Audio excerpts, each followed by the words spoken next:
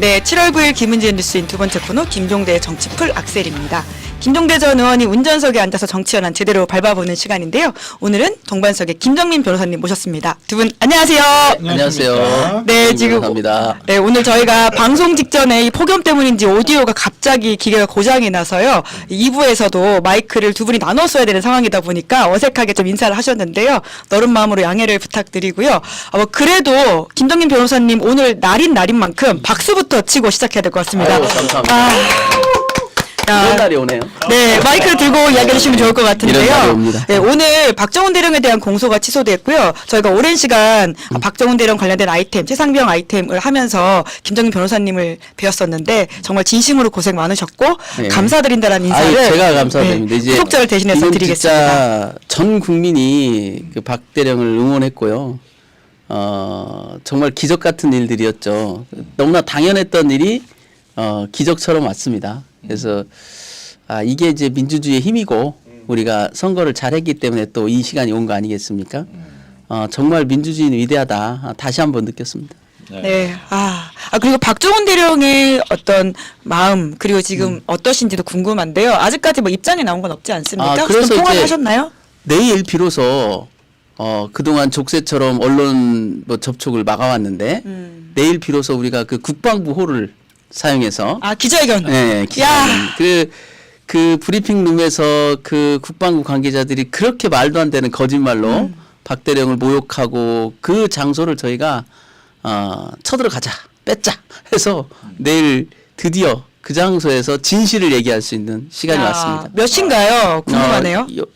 제가 아까 전데 오후인지 오전인지 잘 예, 모르겠네. 다시 한번 확인해서 저희가 댓글로 넣어드리도록 하고요. 드디어 박정훈 대령의 목소리로서 이 상황에 대한 본인의 소회를 직접 들을 수 있다라고 하는 게 여러모로 이 바뀐 정권의 풍경이라고 하는 것도 그리고 최상병 특검의 효능감이라고 하는 것도 좀 생각하게 되는 게 있는 것 같습니다. 우리 김종대 의원님도 오랜 시간 박정훈 대령 응원하는 메시지 보내셨는데요. 아마 이 방송을 또 보시지 않을까라는 기대를 하면서 봐요. 예, 네. 감사합니다. 아니 그런데 제가 뭐 우리 사회 그래도 통찰력 있는 작가들이 글들을 많이 쓰지 않습니까? 근데 제가 한 가지 읽은 책 중에는 박정훈에서 내란 항명까지 이어진다는 거예요, 정신적으로. 그러니까 박정훈 대령 같은 경우는 부당한 명령에 어떤 지시가 있을 때 항명을 한 것이 아니라 적극적으로 설명을 하고 소명을 했는데 이걸 항명죄로 잡아놓은 거 아닙니까? 그런데 그런 모습이 없었더라면은 12.3 내란 때 선관위나 또는 국회에서 그 우리 군인들이 정말로 명령이 막 총을 쏴서 문 부시고 들어가서라도 끌어내라 그랬을 때 항명인 줄 알면서도 거부했을까? 그러니까 또 다른 박정훈이 있었던 것이죠. 그 예. 내란의 현장에서도 또 다른 박정훈들이 있었던 거고 또 그중에서 몇몇 중요한 인물들의 심경의 변화가 이후 검찰 특수본에서 진실을 밝히는데 엄청난 기폭제 역할을 했던 거거든요. 그래서 어떤 작가들은 박정훈에 있었기 때문에 계엄 현장에서 항명을 하는 또 군인들이 계엄군이 있었던 것이고 그것이 오늘날 한국 민주주의를 쭉 이어가게 하는 하나의 서사를 구성하는 것이다. 나는 이런 통찰력이 놀랍다는 거죠.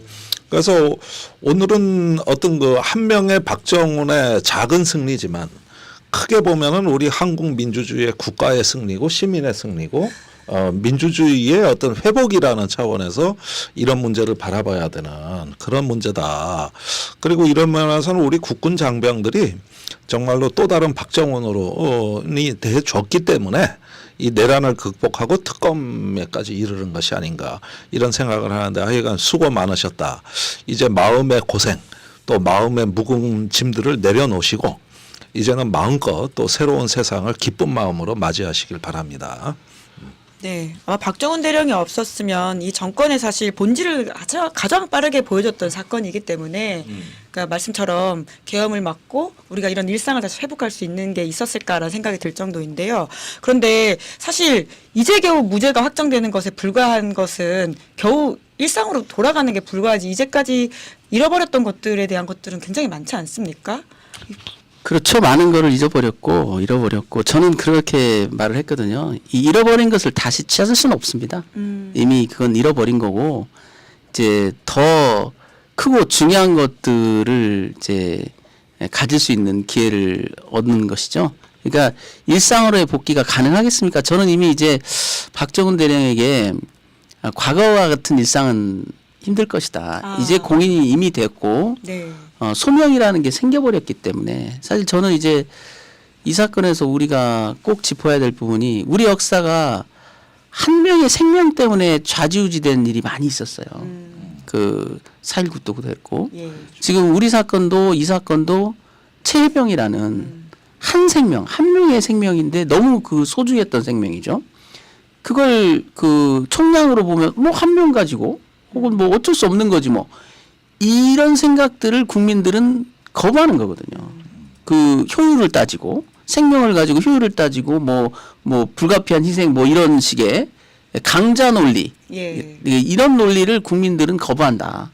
생명 자체를 소중하게 여기고 그 생명을 소중하게 여겼던 사람 중에 한 명이 박정훈 대령이었던 거죠. 이 그 병사지만 한 명의 그 존재감 없었던 병사일지라도 그 사람은 가족에게 얼마나 소중한 사람입니까? 그 한 사람에게 이 세상의 행복은 얼마나 귀한 거였나요? 그 생각들이 박정훈 대령을 어느 편에 서게 했느냐. 그 최혜병 편에 그래도 끝까지 서게 하는 그 생각의 원천은 뭐냐면 생명을 존중하고 그다음에 무엇이 옳은 길인가에 대한 명확한 판단을 하고 내가 불의에 가담하지 않고 죄를 짓지 않겠다라는 그런 굳건한 생각. 예. 그 죄를 짓지 않겠다는 생각이 이번에 그 내란 사태 때도 많은 군인들이 나중에 어떤 불이익이 올지도 모르지만 일단은 내가 이런 짓을 할 수는 없다라는 확고한 신념의 행동을 했다는 거거든요. 그래서 이게 큰 울림이 돼서 네. 정말 기적처럼 우리가 어찌 보면 그게 일반적인 생각이었는데 표현되지 못했던 거였겠죠. 우리 일상에서. 그러나 그 껍질을 깨고 그 생각이 이제 온전히 세상을 지배할 수 있는 공기가 되었다. 네. 이렇게 저는 보고 싶습니다. 근데 원래 수사단장 역할을 하셨잖아요. 이제 그 일을 다시 하실 수 있는 건지 또 궁금하다라는 댓글들이 있던데. 저는 이제 이렇게 권했어요. 예, 명예 회복이 필요한 겁니다. 네. 그러나 더 이상 군에서 할 일이 없어요. 아유. 그렇지 않습니까? 예. 이제 후배들도 이미 그 자리를 이미 후배들이 가야 되는 자리이기 때문에 거기서 이제 그런 부담을 주고 있을 이유가 없다. 그래서 빨리 전역하시라. 오. 전역해서 이제 또 다른 일들이 있는 거니까 뭐 많은 분들의 그 어떤 그 필요가 있습니다. 예. 박 대령께서 이번 일을 통해서 얻게 된 말하자면 힘, 네. 캐릭터 이것이 사회 곳곳에 필요한 부분들이 분명히 있습니다. 그래서 그렇게 생각을 하시라. 뭐 본인의 생각을 제가 알 수는 없으나 예. 군대에서의 할 일은 끝났다. 이미 이 사태로 인해서 그 공인이 되는 순간 예. 다시 일상의 평범한 군인으로 돌아갈 수는 없는 거죠. 그건 모두에게 부담이 될 겁니다. 예. 근데 이제 최상병 특검이 지금 돌아가고 있기 때문에 사실 수사를 가장 누구보다 잘 알고 있는 분이기도 하잖아요. 물론 이제 구명 로비 의혹이라든지 이제 더 넓혀가긴 하겠지만요. 그런 부분에서는 또 최상병 특검에서 박정훈 대령을 참고인으로 부르거나 또 수사에 도움을 달라고 요청할 수도 있을 것 같다는 생각이 드는데요. 그래서 많은 또 부하들이 거기 팀에 들어가 있고요. 뭐 박정훈 대령이 아니더라도 충분히 그 문제는 잘 해낼 거라고 믿고 있고요. 또 잘하고 있고요. 지금도. 예. 네, 그렇습니다. 사실 지금 김정민 변호사님도 최상병 특검 보러 제안을 받으신 바가 있지 않습니까? 거절하셨었는데, 그러니까 이런 것에 대한 부담을 주지 않기 위해서였던 거죠. 지금 뒤돌아보면 자화자찬 같지만 자, 자, 자자찬. 항소치하가 너무나 예. 멋지지 않습니까? 예. 근데 제가 거기 있었다면 그 멋지 어떻게 됐겠습니까? 그런 그런 거죠. 자제하신 거네요. 예. 그렇죠. 이해관계가 충돌할 수 있고요. 뭐 하여간 뭐 그렇다고 특검이 불러서 또 맡아달라는데 또 이래서 안 된다고 또 얘기하고 나오는 게 뭐 그렇게 김정민 변호사님은 이미 안 하신다고 거절하시긴 하셨죠. 글쎄 말이요. 그걸 또 언론에 다 내버리고 말이야. 하여간 뭐 이해합니다. 그런데 저기 박정훈 대령이 이제 주목해야 될 것은 지금 이 특검을 통해서 이제 앞으로 수사 과정에서 어떤 법을 위반한 사람들을 가려내는 것도 중요하지만은 왜 이 일이 벌어졌느냐? 우리 군대의 어떤 적폐가, 예. 어떤 구조가, 어떤 문화가 이런 부분들에 있어서 비극적인 사태를 맞이하고 또 박대령 자신도 저는 어떤 그 정신력으로 이겨냈다고 보는데 약 19개월 동안 거의 면벽자가 된 거거든. 아, 그렇죠. 병만 정말 보고 있게 만들었잖아요. 뭐 책을 200권 읽었대나 어쨌거나 뭐 아, 이런 그러세요? 얘기도 들리고. 야. 예. 그러니까 어쨌든지 간에 정신의 극한 어떤 그 저 위기 속에서 무언가 그 우리가 모르는 어떤 그 고통을 이겨내기 위한 적응 기간도 있었다고 저는 보거든요. 그렇다면은 이제는 그 원인과 심층을 우리가 직시하고 저 사법의 어떤 과정을 넘어선 그 이후까지 내다보셔야 되지 않을까? 그래서 또 다른 어떤 그 최수근 상병과 같은 예. 일이 생겨서는 안 되고 또 내란을 이 민주주의 힘으로 극복해서 한껏 높아진 국민의 자존감을 이게 이제 대한민국의 어떤 큰 정치적 자산이자 우리 국격을 만들었기 때문에 이런 부분들이 앞으로 저기 뭐냐 우리 사회의 어떤 주류의 정서가 될 수 있도록 이런 걸로 하는 어떤 사회적 또 공적 기능 이런 것들이 박정훈 대령 혼자서 되는 일은 아니고 국가가 제도적으로 만들어낼 수 있는 예컨대 어떤 국방문화혁신위원회라든지 국방의 어떤 제도 발전위원회라든지 이런 어떤 그 공적인 기구를 통해서 좀 구현돼야 된다고 봐요. 그러면은 자리 제안하시는 전화 거예요? 오지 않을까? 같이 하시는 거 아니에요? 국방개혁 TF? 예. 그래서 그냥 뭐 장관으로 안 불러줬기 때문에 그렇지만 우리는 외곽에서 이런 걸 통해 가지고 뭔가 이런 어떤 개혁의 에너지들이 흩어지지 않도록 좀 플랫폼을 하나 만들어서 계속 어떤 국방에 건강한 충격을 주는 신선한 자극을 주는 이런 어떤 그 프로세스로 가야 될 것이다. 이럴 때 이제 면벽의 수행의 그 깊이가 어느 정도 해탈을 했는지 이제 우리가 알 수 있지 않겠어요? 야. 제가 박대령하고 이제 초기에 그 심리 치료 갔을 때 제가 이제 들었던 얘기 중에 하나가 그 상담하시는 분이 그래요. 이런 일을 겪으면 몸 어디가 심하게 아프다. 혹시 불편한 게 있냐 그러니까 그렇게 두통이 심하다고 그랬어요. 두통, 치통. 그래서 뭐 이가 다 지금 빠지고 뭐 본인은 정말 형언할 수 없는 고통을 당하고 있죠. 겉모습은 멀쩡하지만 정말 안으로 골병이 들었죠. 약간 그 예전 사진하고 비교해 보면은 약간 주름이 늘었어. 그렇죠. 내가 보기에는. 그래서 그래가지고 중요한 게 너 뭐 길거리에서 만나가지고 인사하다 보면 내가 형님 그럴 것 같아. 사실은 내가 한참 위인데. 그래요? 예, 말씀을 더 하시죠. 그러니까 그때 그래서 안 저도 좋으셨는데. 이제 이게 어떤 우리가 귀한 희생, 정말 큰 희생을 치르면서 만들어진 자산이거든요. 최해병의 희생, 또 박대령 스스로도 굉장히 고통을 받으면서 만들어진 자산이기 때문에 이 자산이 공공재로 영원히 기능할 수 있도록 우리가 잘 또 도와주고 또 감시도 필요하면 하고 이래야 되지 않느냐 그런 생각입니다. 뭐 그런데 이런 면에서 공적 기능이지 어디 정당 같은 데 입당해서 말이죠. 어디 유세장 나타나고 난 이런 건 반대예요. 정의당도 반대인가요? 당황하시는 그건 다르죠. 그거는 약간 다른데 안 오실 거니까 여기는. 그런데 어떤 그런 부분 어떤 정치적인 면보다는 공적인 기능으로 일단 어느 정도의 자기 시간을 갖고 그리고 나중에 이제 정치적인 것도 생각해도 늦지가 않거든요.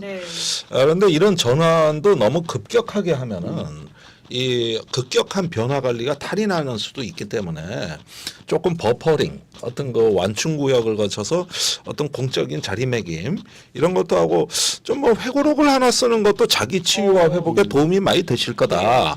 그래서 저기 시사인 같은데 나와가지고 우리가 특집 방송 좀 하고.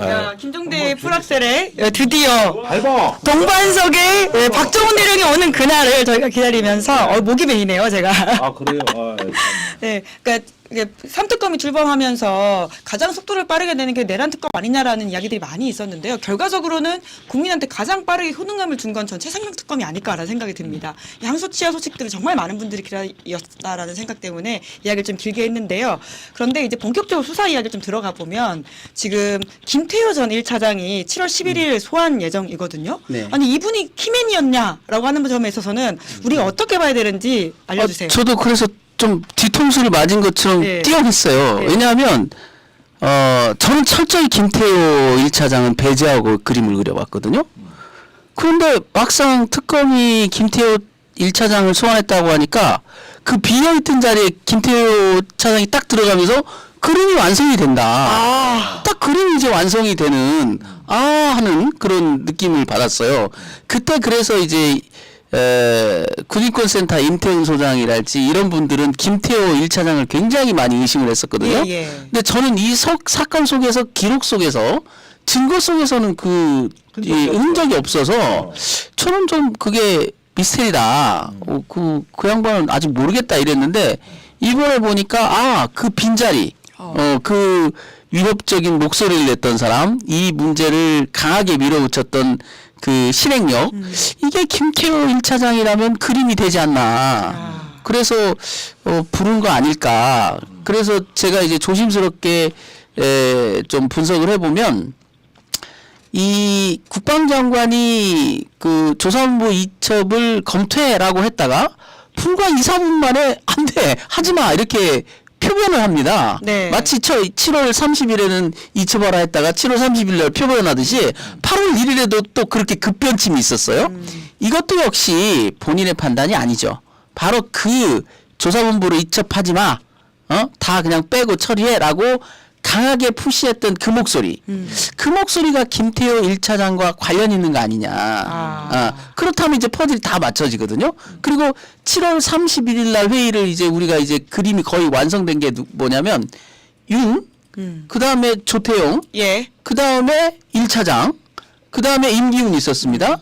그리고 주진우도 통화 기록상 나와요. 주진우 의원, 네, 지금 의원, 의원이죠. 네, 주진우 의원도. 그러면 주진우 의원도 불려갔다고 가정하면 예. 자, 완성이 된 거예요. 거기서. 거기서 나옴직한 말, 법적 분석을 끝낸 다음에 수사권도 없는 해병대에서 무슨 짓을 하는 거야? 그냥 넘겨.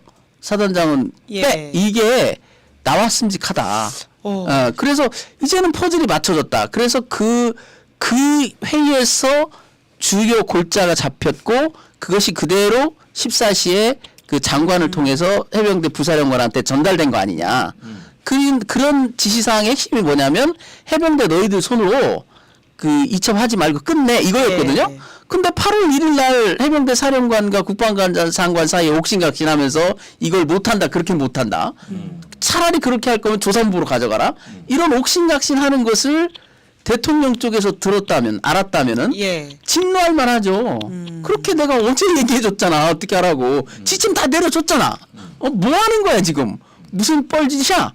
너희들 죽을래? 이렇게 나옴직하지 않느냐. 그 목소리가 김태호 차장과 연관 있는 거 아니냐. 김태호 차장이 했던 말일 수도 있고 김태호 차장이 전달했을 수도 있고 그 이후에 집행에 깊게 관여했기 때문에 대표적으로 피의자로 지목된 채 소환되는 거 아니냐. 그냥 단순히 그 회의에 들어갔다면 주요 피의자로 지목해서 이렇게 입건할 만한 당장 비교해보면 임기훈 비서관은 아직 나오지 않았거든요. 왜냐하면 임기훈 국방비서관은 실무진에 가까웠기 때문에 전달하고 있었던 사람이에요. 자기가 어떤 의사결정을 해서 밀어붙일 수 있는 사람이 아니거든요. 그냥 위에서 결정해주면 그대로 전달해주고 이렇답니다 저렇답니다라고 보고하는 사람이기 때문에 그 사람이 뭐 행여 관여돼 있다도 주임물은 아니다. 그런데 1차장이라 하면 끼었으면 안 끼었지 끼었다 하면 주역 아니겠느냐. 김태효가 끼었다면 거기에 끼었다면 주역일 거다. 왜냐하면 그 영역은 국방 영역이기 때문에 원래 임종도 2차장 영역이란 말이죠. 그런데 2차장을 제끼고 휴가 중이어서 그렇다고는 하지만 제끼고 차장으로 들어갔단 말이에요. 그런데 조태용 그 안보실장은 이번 계엄 때도 그 내란 때도 드러낸 캐릭터가 뭡니까? 자기가 뭐 결정할 사람 아니잖아요. 그러면 자연스럽게 1차장이 총괄하고 총대를 맸을 수밖에 예. 없다. 그러면 이 문제는 핵심적으로 1차장과 법률적 아이디어를 낸 주진우 의원 두 사람의 작품일 수밖에 없지 않냐. 야. 이제는 제가 볼 때는 그림이 저는 이제는 좀 이해가 돼요. 오, 그럼 네. 김태효 다음에는 주진우 의원이 포토라인에 설 수도 있다. 주진우 의원도 만약에 예. 그 자리에 참석한 사실이 있다면 예. 책임으로부터 자유로울 수 없죠. 와. 왜냐하면 왜 참석했는데요? 법률 전문가 자격으로 참석한 거거든요. 예. 그 법률 전문가의 의견이 뭐였습니까? 해병대 수사단은 수사권이 없으니 아무도 입건하지 말고 그냥 넘겨. 이거였거든요. 예. 거기에 대한 책임은 주진우 의원께서 질 수밖에 없는 거 아니냐. 예. 왜냐하면 법률적 판단이 분명히 거기에 들어가 있었으니까요. 네. 오판이었죠, 당연히. 네, 김종대 의원님은 어떻게 보십니까? 근데 요 부분은 말이죠. 김계환 전 해병대 사령관 조사 직후에 전격적으로 김태효 1차장이 소환된 그렇죠. 겁니다. 예. 나는 김계환 사령관이 입을 열었다고 생각합니다. 아, 드디어 네. 왔다 갔다 했죠. 근데 이거는 예고된 겁니다. 예. 김계환 사령관이 이제 그 작년에 총선 전이죠. 뭔가 그 총선 전부터 좀 분위기가 이상하다가 이제 그 지휘서신을 보냈어요. 해병대. 그랬죠. 그때 예. 대령들이 부글부글 끓고 있었거든요. 임성근이나 뭐나 안 나가고 버티니까 진급 공석이 없는 거죠. 그러니까 올해 해병대만 진급을 못 하는 거예요. 다른 군은 전부 다 물갈이인데 예. 임성근 하나 지키느라고 해병대 인사가 멈춰버리니까 밑에 진급 대상자들이 부글부글 끓었으니까 서둘러서 이걸 무마하려고 대령들을 마서 간담회를 하고 얼마 있다가 지휘서신을 보내는데 내용인즉슨 말 못할 일이 많았다. 말 못할 사연이 많았다. 이러면서 그 뭔가 이렇게 군의 지휘서신답지 않은 상당히 그 감성적 지휘서신을 보낸단 말이야. 그랬죠. 그때 네. 우리가 이걸 물망초 작전이라 그랬어요. 나를 잊지 말아요. 네. 근데 들은 건 누구냐? 용산이다. 예. 나 지금 이거 입 안 벌리고 있는 건데 자꾸 이렇게 해병대가 이게 흔들리면 나도 못 버틴다. 그래서 나를 잊지 말아요. 그러는 어떤 물망초 작전이 아니냐. 그리고 김계환 사령관이 유임이 된 겁니다. 이렇게 하면서 모든 인사 올소톱이 된 거예요. 그러니까 그때 말 못할 일이 많았다고 한 그 말 못할 일이 지금은 말할 일로 바뀐겨. 드디어. 예. 말 7일에 못할 일이 소환돼서. 지금은 이제는 말할 수 있다로 바뀐 거라고. 거기서 뭔가 튀어나온 게 이제 1차장 김태효를 통한 어떤 그 정황이 아니냐. 오. 그 김계환 사령관이 누구로부터 연락이 받았냐. 해병대 대령 하나가 용산에 파견 나가 있는데 거길로 확인했다 그랬는데 이게 우리가 아는 진술인데 그보다 윗선. 거기서 뭔가 대통령 경로라든가 이런 것들의 정보가 수집된 거 아니냐. 전 그렇게 추정을 하는 거예요. 그러니까 이제 김계환 사령관 조사를 마치고 특검이 취한 두 가지, 어떻게 보면 세 가지죠. 예. 첫째 항소 취하, 둘째 김태효 소환, 예. 그 다음에 김동혁 검찰단장 직무 배제 이게 결정됐거든요. 그러니까 예, 이게 더 커. 예, 예. 그 항소 취하도 김계환 사령관의 그 자백, 맞다 대통령 경로 이게 있었기 때문에 예. 그 자신 있게 특검도 항소 취할 수 있었지 않냐 이 시점에. 그렇겠네요. 그래서 이제 나온 얘기가 협조적이었다는 말이 김계환 사령관 조사를 마치고 특검 쪽에서 한 말이 어찌됐든 협조적이었다는 거거든요.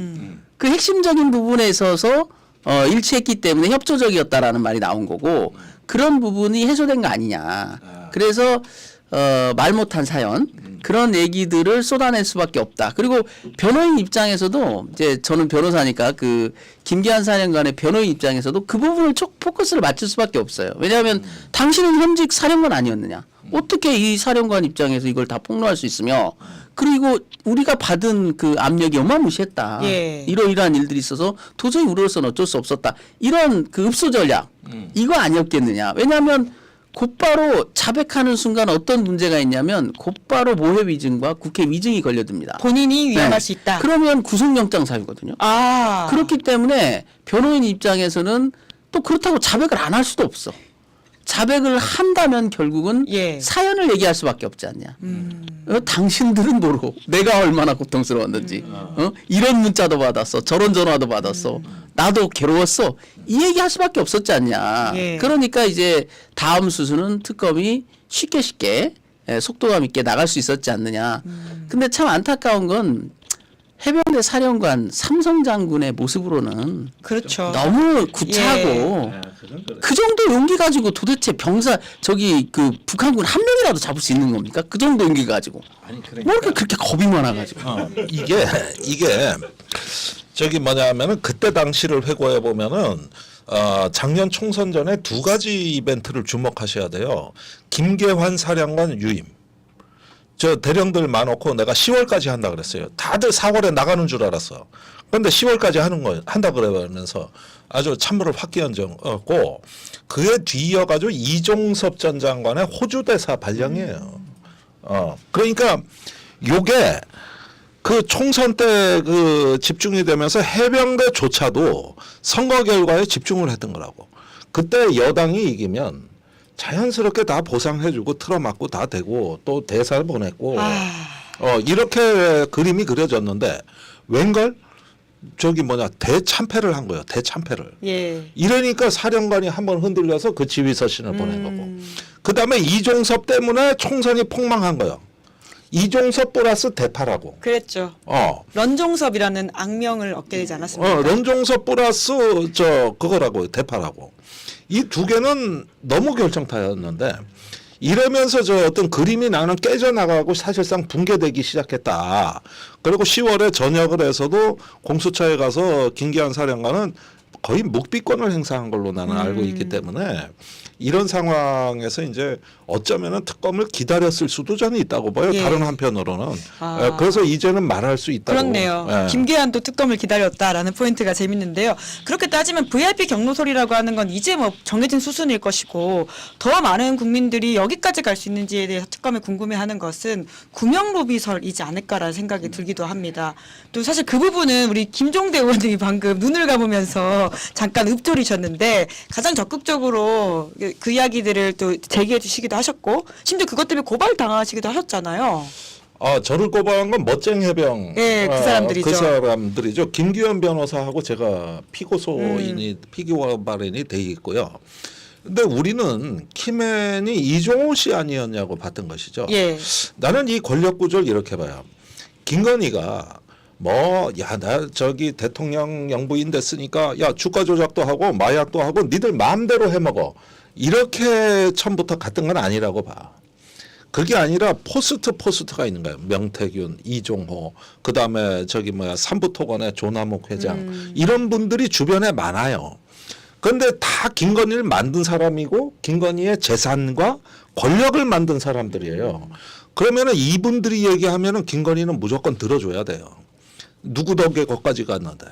그 돈 누가 벌었는데 내가 입 벌리면 누가 다치는데 나는 이게 있었다고 보는데 그 중에 하나가 이종호 씨는 일종의 어떤 경제, 예. 그다음에 명태균은 정치, 뭐 이런 식으로, 그다음에 이제 마약업자들도 있고 아직 의혹이긴 합니다. 예. 그리고 이제 그 서울대 최고위 과정 같이 다녔다가 그 렌터카 업체 지금 하는 모빌리티 업체 사장도 있고. 네, 집사 역할했다고 JTBC가 보도했던데 이미 나갔다고 또 오늘 아니 그 사람은 나갔더라고. 야. 그 사람은요.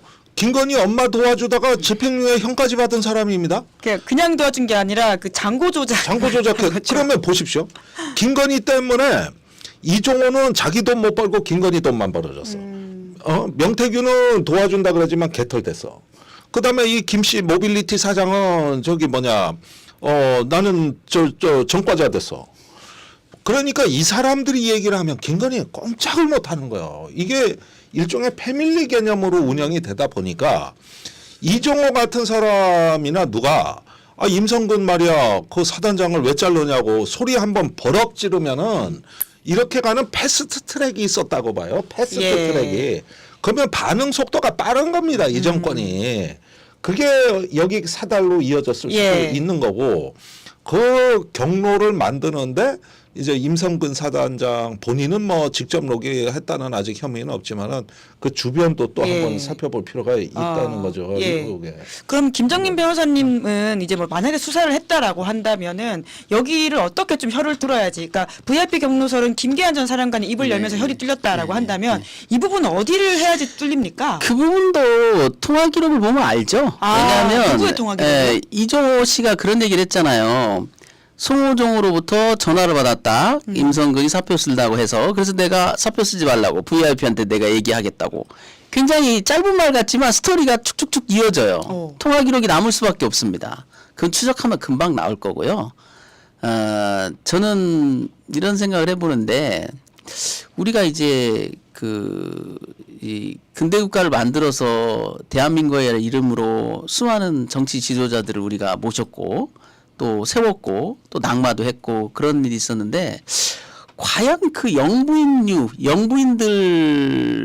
관련된 비리를 다 합해도 이분을 능가할 수 있겠는가? 그러게요. 수준을 넘어섰어. 예. 내가 보기엔. 됐어요. 그러니까 그러면 이제 조선족까지 끌어와야 될 정도로 이건 정말 비극이고요. 정말 역사의 비극이고 그 개인들에게도 비극이고 넘봐서는 안 될 자리들을 넘본 거 아닙니까? 그렇게 예. 돈이 좋으면 그냥 숨어서 돈 벌면 되지. 그러면 지금보다 나았을 거 아닙니까? 그 국가의 명운을 쥔 중요 자리를 욕심을 채우기 위한 수단으로 썼다는 거예요? 그거는 천벌 받을 겁니다. 예. 네. 결국 이종호의 신병을 누가 먼저 확보하느냐가 되게 중요하다 이런 이야기를 저희 방송 출연했던 김용남 전 의원도 하셨는데요. 그러니까 지금 이종호 같은 경우에는 최상병 특검만이 아니라 김건희 특검에도 연루되어 있는 혐의가 있지 않습니까? 그래서 이제 그 부분이 이제 이종호 씨는 당신이 로비했다고 그래도 범죄는 안 되겠죠. 본인은. 근데 이제 그걸 전달받고 그 1000페이지의 수사 기록, 수많은 수사관들의 노력과 많은 사람들의 진술이 담긴 그걸 손바닥 뒤집듯 뒤집어가지고 범죄자는 풀어주고 이런 짓을 했다는 것은 정말 천인공노할 일이고요. 저는 임성근 사단장이 했던 말 중에 두 가지 명언을 남길 것 같다. 하나는 뭐냐면 작전 지도와 작전 지시는 다르다.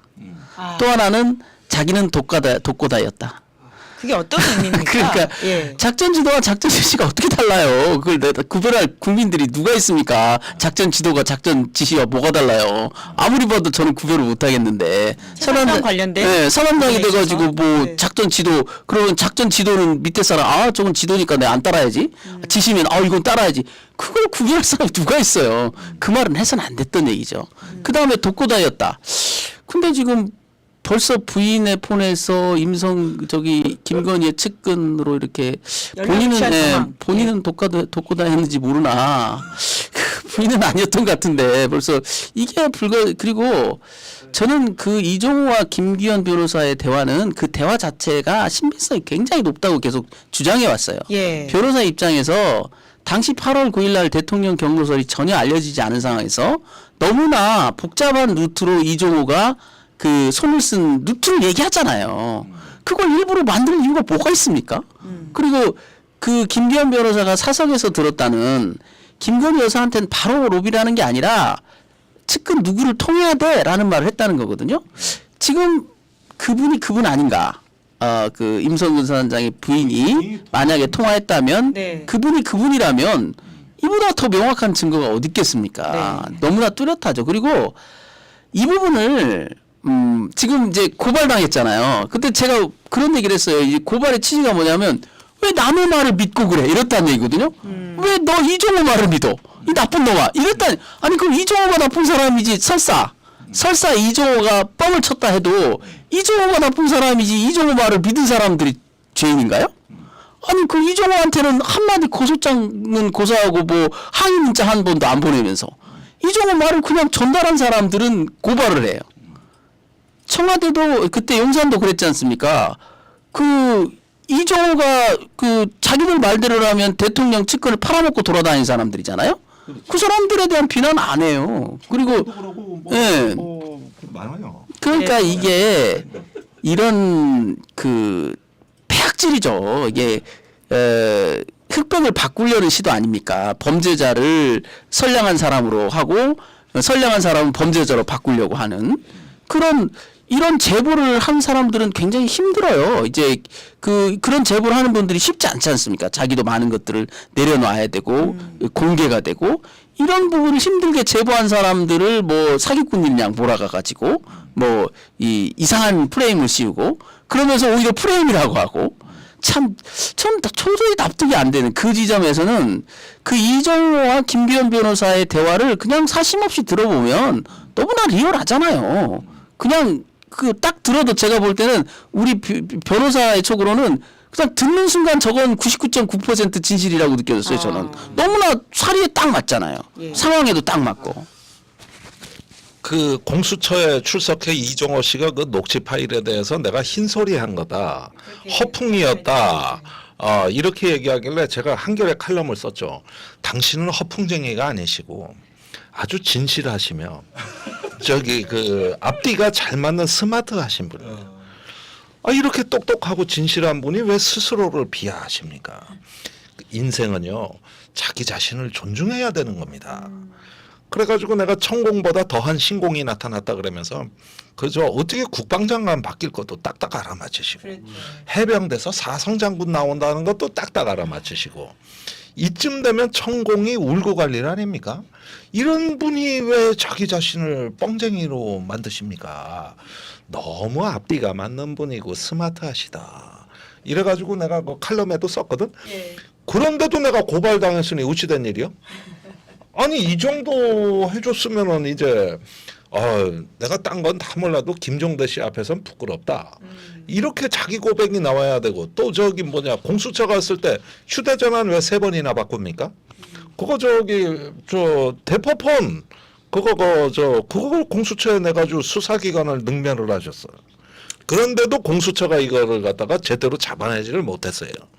그러고 나서 덤으로 삼부토건 주가 조작하고 마약 수사 외환 문제는 또 덤으로 터져가지고 이종호 씨 입을 통해서 나온 게 지금 대한민국 전체를 흔들어 놓고 있습니다. 이거. 저는 이종호 씨 같은 사람이 많겠죠 우리 사회에. 그렇게 권력 주변에서 이름을 팔아먹고 이권에 개입하고 온갖 못된 짓을 기획하고 이런 사람들 정말 소탕해야 됩니다. 이 정부는 그런 일 없도록 주변을 철저히 감찰해서 이런 사기꾼들이 날뛰지 못하도록 예? 권력에 빌붙고 권력을 이용해 먹고 로비하고 그 다 변호사법 위반이거든요. 그게 변호사들이 그 공개적으로 해야 될 일들을 다 제가 그랬어요. 로스쿨을 얼마나 많이 뽑느냐가 중요한 게 아니라 이 자격 없는 변호사들이 너무 설쳐요 우리나라가. 이 사기꾼들 말이죠. 이 쓰레기 같은 사기꾼들 다 일소해야 됩니다. 네. 좀 아주 비분관계하시는데 요즘 로스쿨 교수가 저하고 전화 통화할 때 법학이었고 법기술만 남았습니다. 보통 이 법이라는 거, 법가들이라는 것은 법의 개념과 원칙을 세우고 그걸 통해서 하나의 어떤 그 국가를 갖다가 구성해 나가는 직업의식을 얘기하는 거거든요. 근데 어떻게 된 게 그게 아니라 학생들한테도 법 기술을 가르치는 내가 교수가 됐다. 이러면서 이 로스쿨 교수, 서울대 교수예요. 그러면서 저한테 한번 한탄을 하시는데 제가 방송에서 한비자 얘기를 하니까 그걸 듣고 전화를 하신 거야. 그래가지고 그런 얘기를 하길래 그런 말씀 하지 마시고 그럴수록 더 열심히 가르치셔서 그래도 희망을 만드셔야지. 근데 저도 기술자들을 사회로 마구마구 배출하는 공장장이 된 게 아닌가 문득 회의가 될 때가 있다. 이런 내가 진솔한 자기 고백을 들었다는 거지 내가. 네. 사실 우리가 법 기술자들 좀 얘기 좀 할게요. 자, 이제 오늘 특검이 그 시원한 국민들에게 그 시원한 소식, 기쁜 소식을 전했습니다. 이 소식 나오기 한 열흘 전에 군 검찰에서는 박정훈이 나쁜 놈이라고 바리바리 42페이지를 적었어냈어요. 아직도 이게 바로 법 기술자들이죠. 예.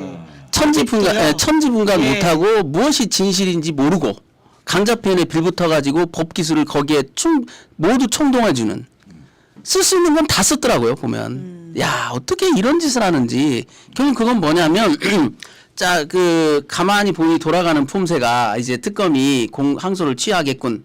그러니 내가 우리는 끝까지 저항했다라고 이 씨앗을 여기다 남겨두자. 우리는 끝까지 저항해 놓라. 아니 왜요? 이런 미친 짓을 한다는 거예요. 이 자들이라는 자들이. 제가 그래서 한 3페이지짜리로 간단히 답변을 했어요. 그 증거나 보고 그런 얘기를 해라. 누가 누구한테 통화했는지 다 너희들도 알지 않느냐. 왜 이종섭 말은 그냥 듣지도 보지도 않고 믿어줍니까? 자, 대통령한테 영향받은 거 아니래요. 그 말하면 다 믿어줘야 됩니까? 그 앞에 전화는 어디로 가고요? 800에 예. 그 전화 있잖아요. 그 바로 직전에 전화한 건 그 관계 없대요. 이종섭이 관계 없다고 하니까 관계 없대요. 그게 검찰이에요? 그게 법조행이에요?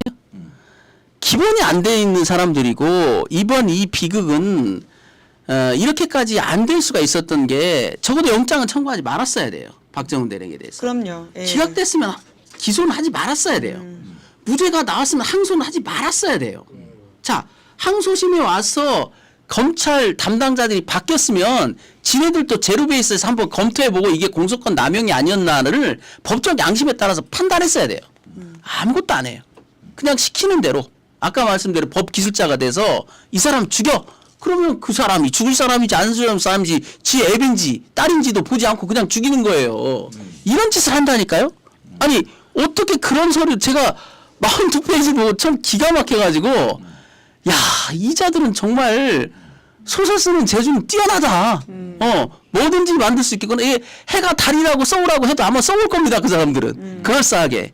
그게 바로 법기술자들이고 이번에 철퇴를 맞아야 될 거예요. 그 자들이. 네, 그 법기술자에 대한 진상조사와 감찰도 굉장히 중요한 부분일 것 같다는 생각이 드는데요. 사실 이 법기술자의 최절정에 있는 것을 저희가 계엄 이후에 6개월 동안 봤었는데 그것이 바로 내란숙의 윤석열인 것 같습니다.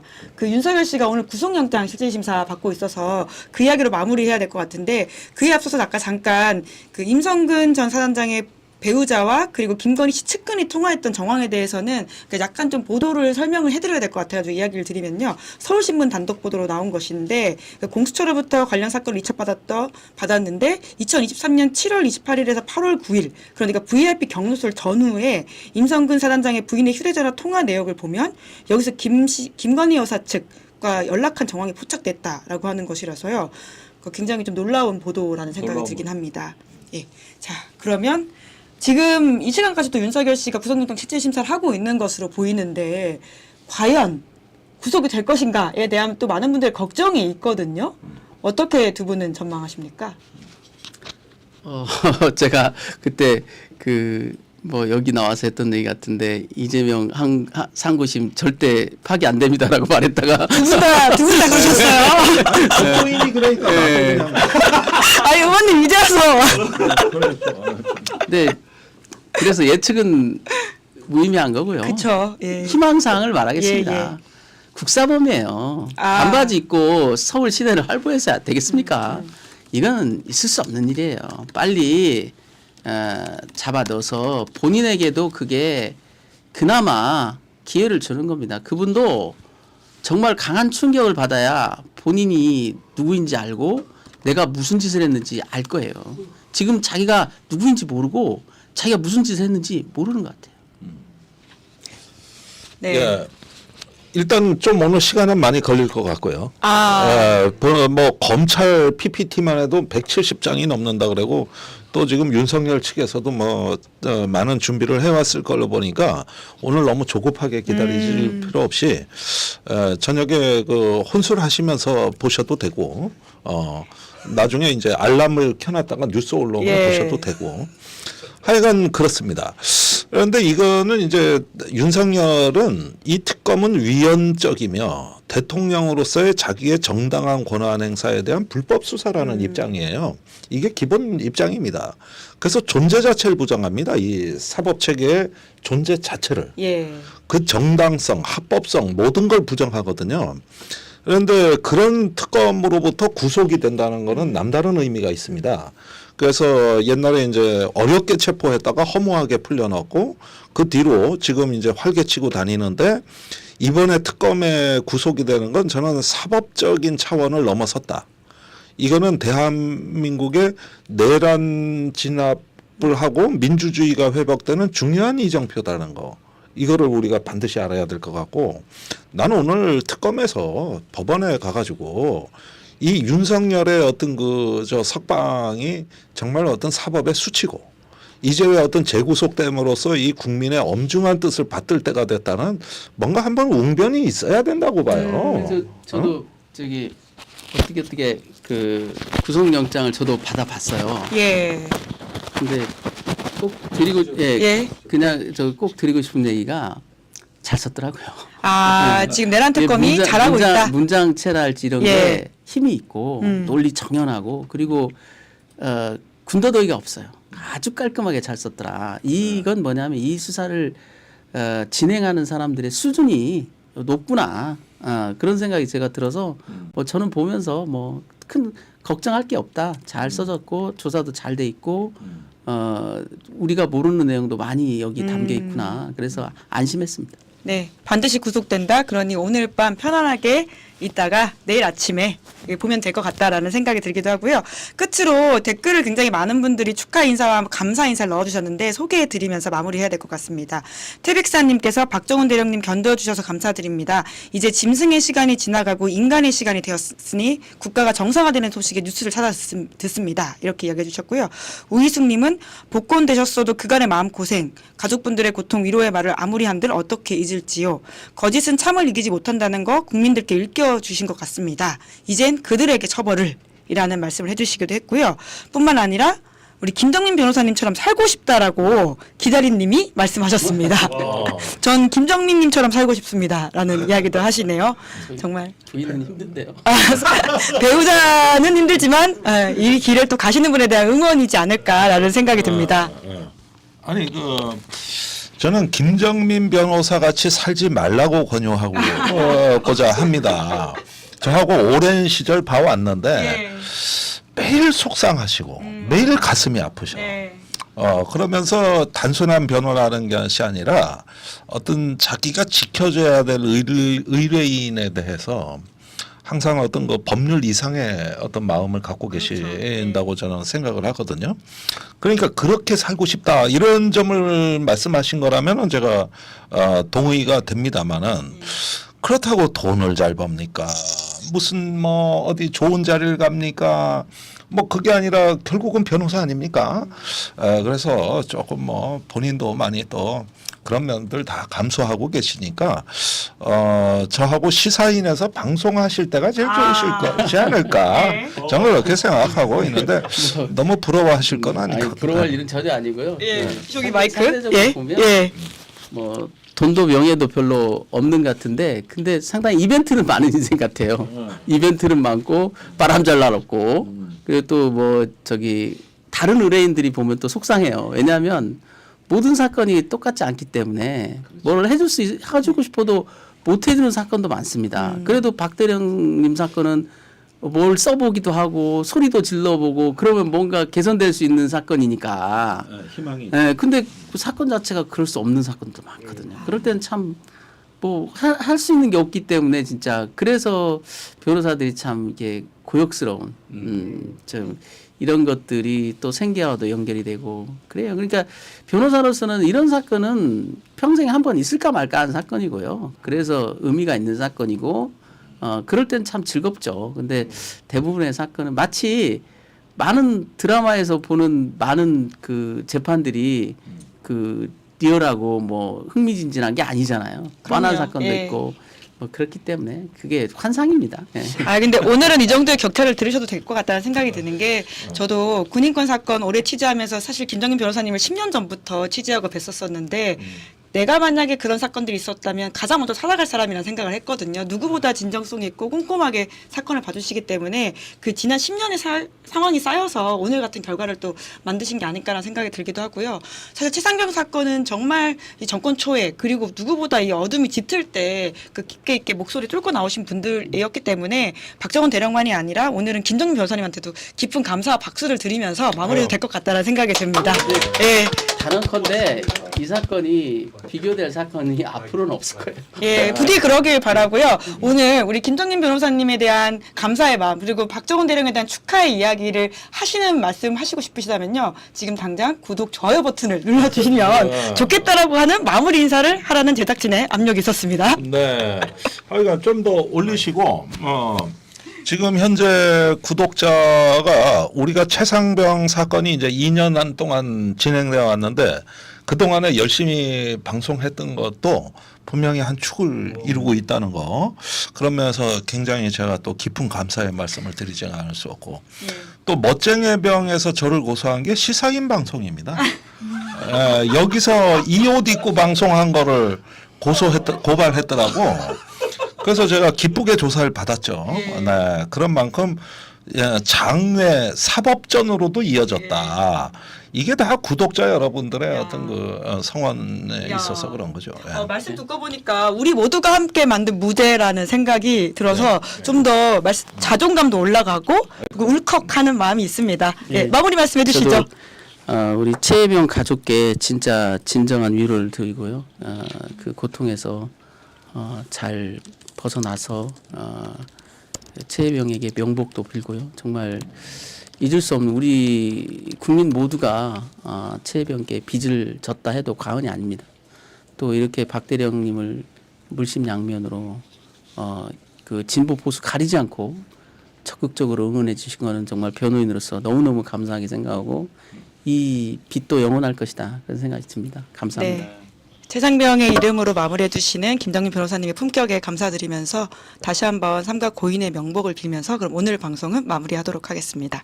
자, 두 분 감사합니다. 네, 고맙습니다. 네, 김은지 뉴스인 7월 9일 방송 오늘까지. 예, 제가 오늘 마이크 이슈 때문에 굉장히 정신이 없었었는데요. 갑자기 이 마이크 왜 들고 있냐라는 이야기들을 굉장히 많이 주셨는데 그래도 끝까지 방송 시청해 주시면서 응원해 주시는 분들 덕분에 정신을 잃지 않고 여기까지 왔습니다. 정말 감사드리고요. 내일은 정말 좋은 컨디션으로 다시 돌아오도록 하겠습니다. 그러니까 오늘 방송 재밌게 보셨다면 구독, 좋아요, 알림 설정 부탁드리겠습니다. 고맙습니다. 시사인이 만드는 정치